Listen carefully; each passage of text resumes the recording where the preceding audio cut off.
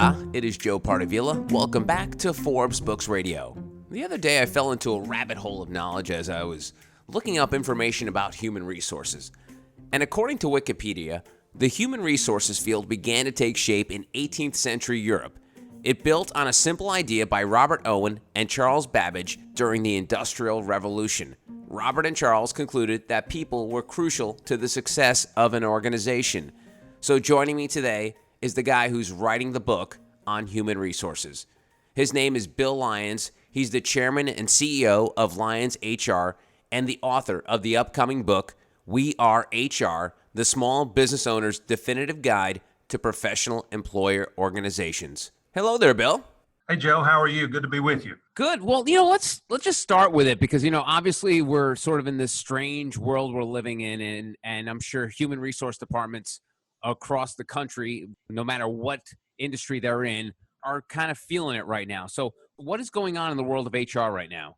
As you probably know, any business is going to be dependent upon the people that work for them. And of course, in the PEO business, our business is people, taking care of people, making certain that they have the kind of benefits that they need, making certain that they have the kind of HR policy and procedure in their workplace that they need, that their workplaces are safe, and that they have adequate compensation and benefits for their work.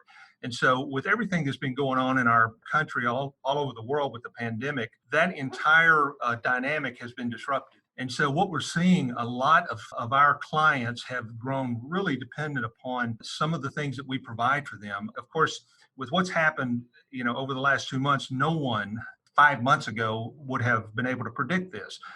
We've already taken our 2020 budget and thrown it out the window because it's really irrelevant to what's going on in the world today. And so our clients have found that the services that we're providing to them right now have been much of a lifeline because with the CARES Act and the PPP loan program that has been passed and that many of our clients have relied upon just to survive what's going on right now, they've relied on us heavily to be able to provide that. But what we're trying to do in our business is to make the workplace as normal as we possibly can. Our business is just like every other business. We have people, we get together and try to have a good time and create a good culture for our folks. For 2 months there, we weren't able to do that. So the business was completely disrupted. We had to dispatch all of our folks to work remotely from home and other locations. And so we missed that bond that was coming together and working together on a daily basis.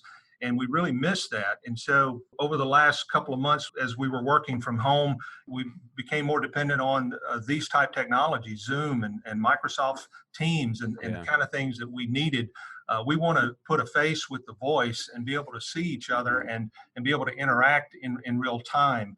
But now that we've come back, we're trying our best to make things as normal as we can. Just this past week, with the 4th of July celebration, we got together as a company and had a meal together, again, practicing the social distancing and the safety precautions that our public health officials are asking us to observe. But we're trying to make things as normal as possible, and not only in our company, but also with our customers. Now, you mentioned, and you dropped that acronym like everyone knows what it means, but you said PEO at the top there, Professional Employer Organizations. What does that mean? Well, Joe, one of the reasons I wanted to write this book is because I believe that the PEO business model, and of course, PEO is an acronym that stands for Professional Employer Organization. Lyons HR is a PEO. And I wanted to write this book because I feel like there's just not enough awareness in this country about who we are and what we do and the value that we bring to our customers.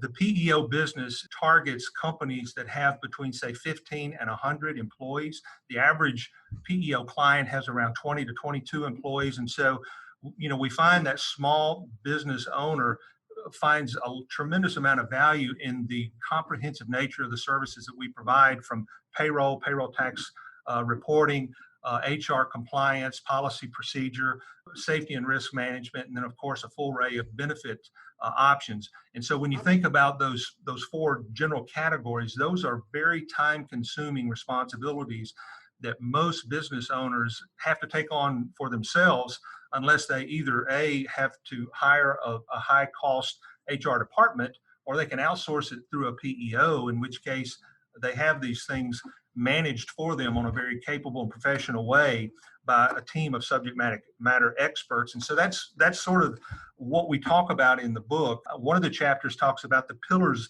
of profitability, and by pillars I mean those stabilizing forces that hold up any structure. And those pillars are the strength behind a business.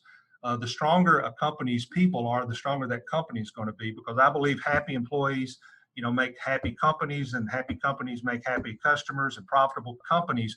And so all of that kind of is interrelated.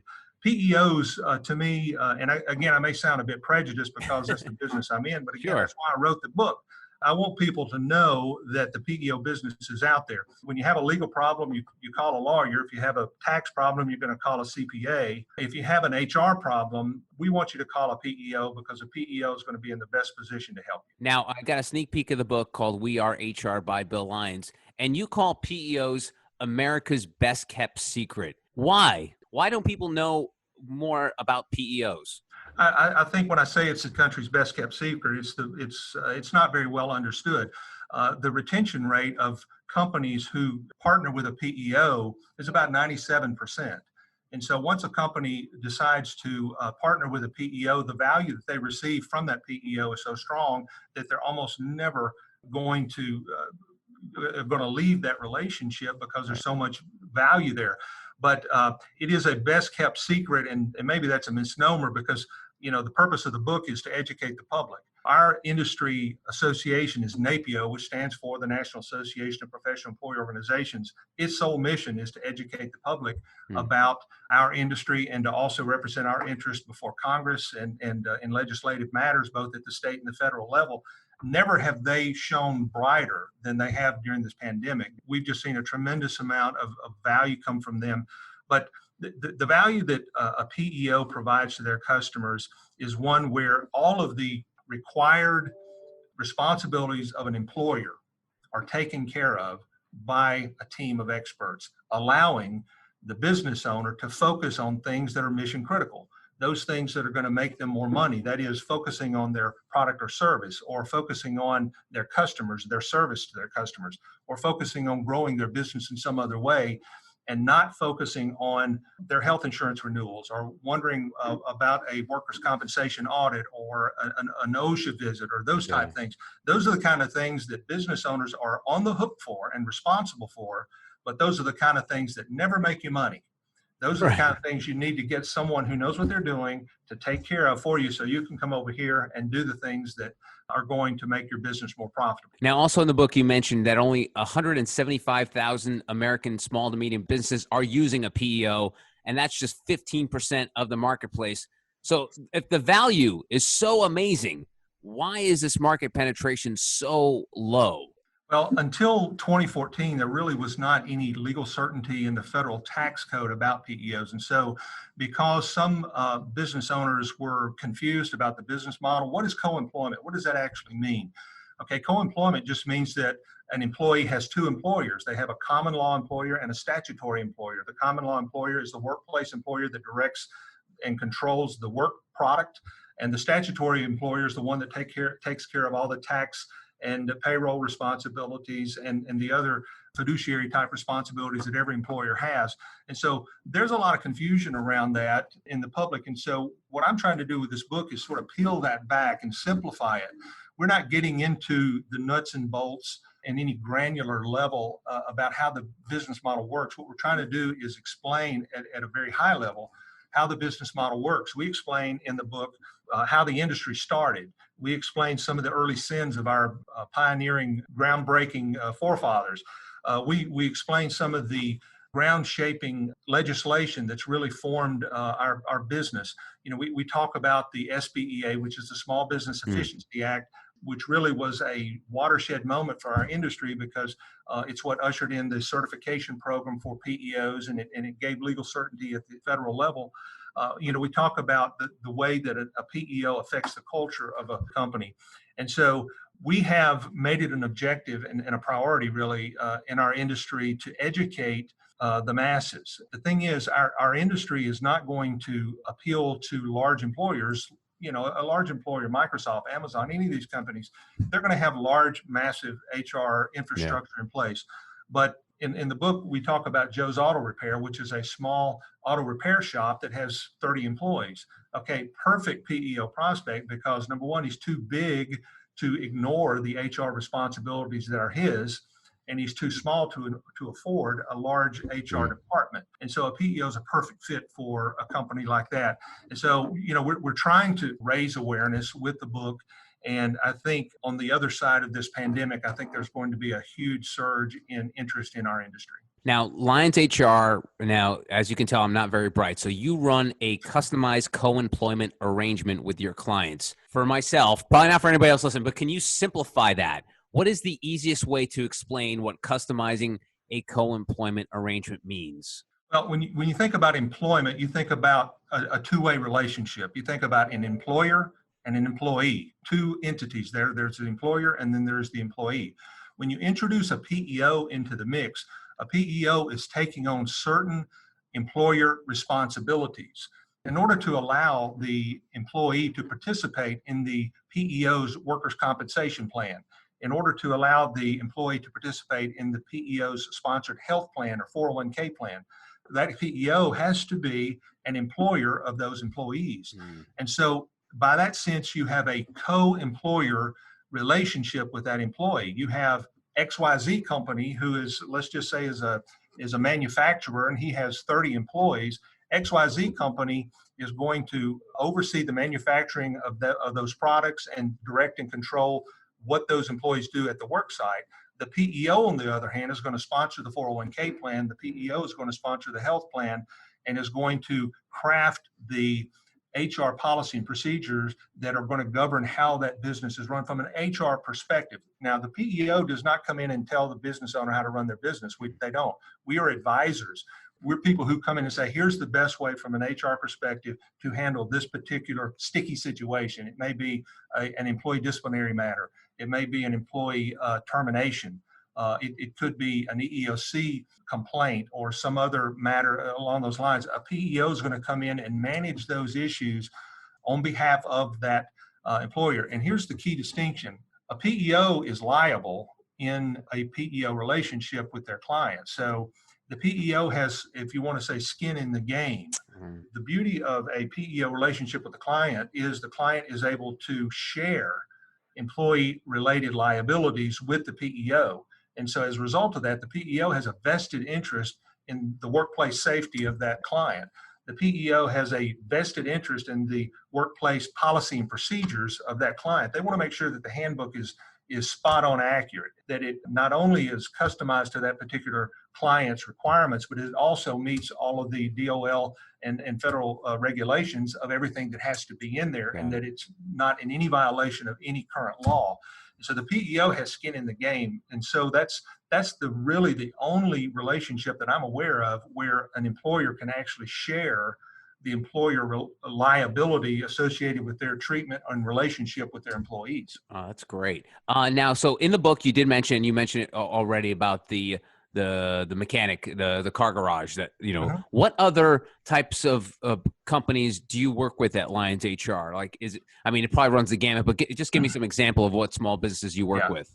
Joe, you're right. It does run the gamut. We have healthcare professionals. We have medical physicians. We have, dentists. We have retirement communities. We have manufacturing entities. We have retail shops. We have engineering firms. We have CPA firms.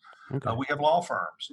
There are no specific industries that are particularly better suited for a PEO because it really runs the full range of all sectors, from retail to manufacturing to distribution to professional to technical, pretty much everything. Now, let's do a little role play. Say I've got a company and my sister's the HR person. She handles all of those matters, but she screwed something up, so I need some help. But the idea of a PEO, just on the surface, it sounds expensive. I don't know if I can afford it. How much does it cost for a company? Is it a per employee thing? How do you factor how much a PEO will cost a company? Yeah, typically a PEO will charge on a per employee per week basis. So basically, it's every time there's a payroll run, if the client is paid on a weekly basis, there will be a per employee per week charge. If it's every other week, then it's, every time the payroll is run, there should be some per employee charge. Now, other PEOs will charge a percentage of payroll.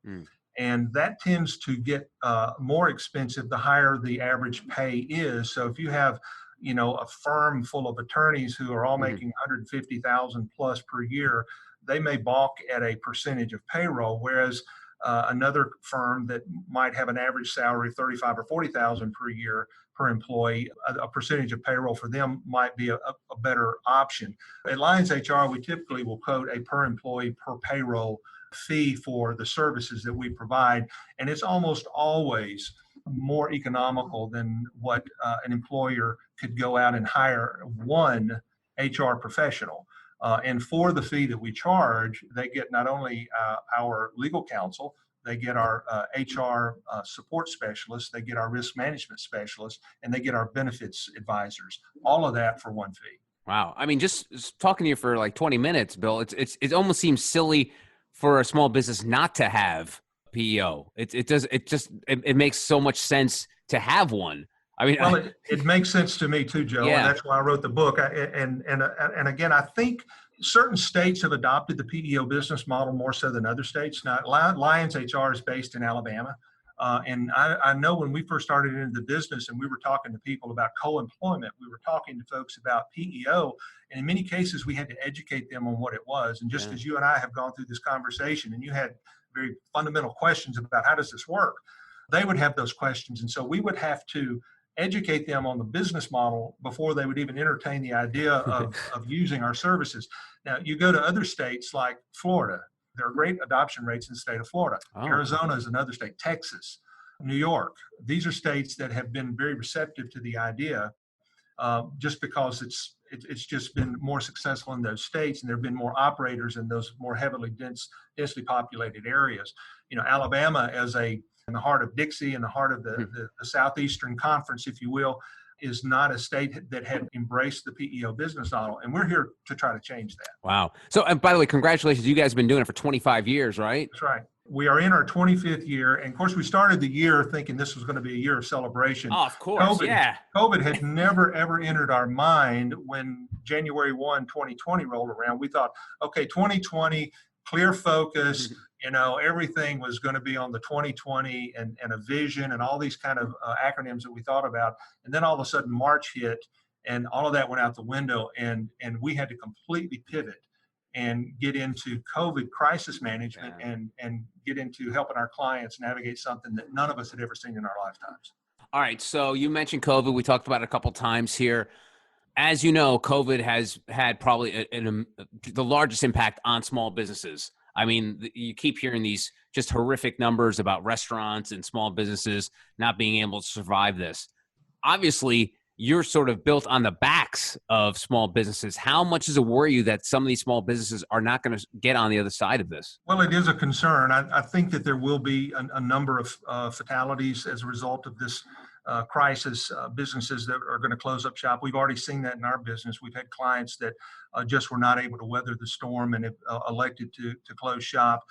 We've wrapped our loving arms around the rest of them and done our best to try to help them work through this. But between February and April, this country lost 22 million jobs. At the end of April, we were sitting at almost a 15% unemployment rate in this country, which at the end of last year, who would have seen that coming?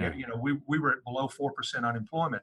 But, I'm encouraged by the job report in June. I mean, we added 4.8 million jobs back of the original 22 million that were lost. And then in May, there were 2.7 million. So 7.5 million of those 22 million jobs have been added back in just the last 2 months. So I think that there's a lot of pent-up demand. I know there's a lot of pent-up demand. We see within our clients this urge to get back to normal. But the thing is, we just don't know what that looks like right now. And so I'm encouraged by what I've seen in the last couple of months. And I'm encouraged by what we're seeing, not only in the overall economy, but within our business, we're seeing employment numbers increase among our client base as they bring people back to work. Yeah. Sadly, COVID has become politicized. And in a way, in your business, it's sort of, you feel it more than anyone because the divisions of the 50 states, every state is different. You could have one client in New York in March and they're shut down, but you could have one client in North Dakota and they're working. So how is your company working in terms of handling every different scenario with each state? because every state's completely, it's crazy. Before March, whatever, 10th, you were probably dealing with every client almost in the same exact fashion, same rules and regulations. But now everyone is different. How are you balancing that and keeping up with what's open and what's closed? Because, you have now everyone is so confused with these phases opening, one state's in phase 1, another state's in phase 3. How are you guys able to process all this information? Well, we do have employees in 46 states There you go. and growing. And so it does require us to keep up with what's going on around the country. We can't just be singularly focused. Now, some of these smaller PEOs are only in one state, so they only have to concern themselves with what's going on in their particular state. But this is where our industry affiliation with NAPIO is so invaluable. NAPIO has a state government affairs committee. I used to be on that committee. I've been on the federal government affairs committee, but we also have employees within Lyons HR that serve on these various committees. And these committees are on the front lines monitoring what's coming down the pike, not only federally, but at each state house. So as each of these states are passing regulations that affect employees in their state, as those regulations are being promulgated, our people are monitoring that on a regular basis and then communicating that internally to our regional HR managers. And so during the height of the pandemic, and I'm referring to that during the time that we were all working remotely, March and April primarily, during that period of time, the phrase drinking from a fire hydrant is not overstated in this case, because in some cases, regulations at the state level were coming down hourly, or at least every day. And sometimes the regulation that comes out on Thursday contradicts what came out on Wednesday. Right. And so we had clients that were calling us on a continuous basis saying, what do I do about this? Is my health insurance policy still in place? Do I need to furlough my employees, or do I need to, try to keep them on board and apply for this PPP loan? Well, what about my state unemployment or the tax credit deferral? All of these questions were just being hurled at our people. And so sometimes the answers were known and sometimes they weren't. And so what we did is we told them, this is the latest information that we have. And so as soon as we have some new information, we'll pass that along. But you're right, it's been a challenge, and it continues to be, because, we're not out of the woods yet. We're still having to deal with regulations and new information coming out of DC on a daily basis. And so we have to stay on our toes and monitor that and be able to navigate our clients through it. His name is Bill Lyons. He is the chairman and CEO of Lyons HR and the author of the forthcoming book, We Are HR, the Small Business Owner's Definitive Guide to Professional Employer Organizations. Bill, thank you very much for educating me. Like I said, I'm not just saying this because you're on. Like, if I'm a small business, I don't see how you cannot have a PEO at your disposal, because it would make I just want to do my job. I don't want to have to worry about all this other crap. So I'm glad there are companies like you that can take care of the stuff that I just don't have the time for or the ability and skill to do. Yeah, I think you're right. And I think it's an easy story to tell. And I appreciate you giving us the opportunity to sort of talk about what we do. And hopefully the book will be well received and will educate the public about the benefits of being in a PEO relationship. And I just want to tell people to go to lionshr.com if they want to know more. Thank you, Bill. I really appreciate the time. Thank you, Joe. Good to be with you. And thank you for listening. I'm Joe Pardavila. And if you'd like to hear more stories and more wisdom from top business thought leaders, make sure to subscribe to Forbes Books Radio on Apple, Spotify, Google, or wherever you get your podcasts, and find out more at ForbesBooksRadio.com. This has been a production of Forbes Books Radio. Find out more at ForbesBooksRadio.com.